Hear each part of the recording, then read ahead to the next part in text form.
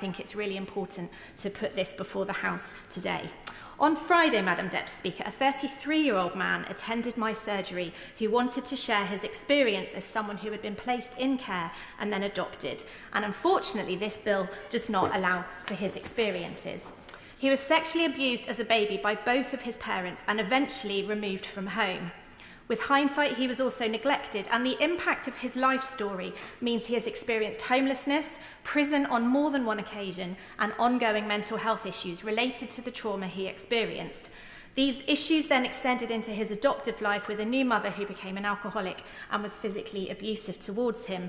Now, as a young man, despite the odds stacked against him, he has settled down, has 3 children, is still with their mother, although he does say that's tough at times. But he acts as a facilitator for Andy's Man's Club in my constituency, has set up a support group and a podcast to help others like him. So on one hand, he's a success, but he highlighted a really clear issue, which I think it's important to raise today. He clearly articulated to me how he felt he had been let down by social services when he asked to see his care records, and this is where I believe his story links to the bill before us today.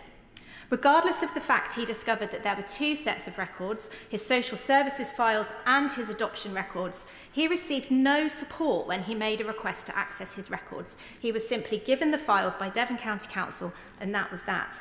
Now, having read 2 of the 5 files that he was given, which he found to be in a highly disorganised state, they weren't in order, things were all over the place, he had to stop, given their contents and the significant adverse effect it had on him.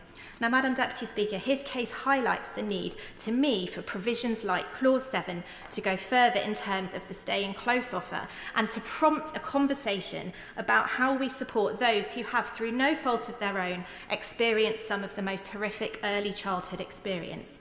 How can we be better able to formally support previously looked after adults as they continue their journey through life, particularly, and this may be the only thing we need to do because I appreciate we can't necessarily provide this support forever, but particularly when they access their social services records, because ultimately we don't know at what point in somebody's life they're going to do that. So young adults like my constituent are simply requesting that when they access their care records, they also receive a meeting with someone trained to explain what those records mean.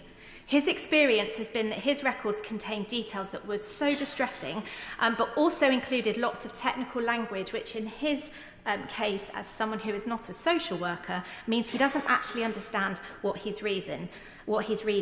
Now, my constituent may be over 25 now, but his experiences, I don't believe, are age-related. So I would call on the ministers to ensure that how care records are shared is explored as guidance on the delivery of Clause 7 is finalised, because I think his story is pretty you can't really get away from that experience that he had, and it feels like quite a simple measure that could make an extraordinary amount of difference. Yes, of course.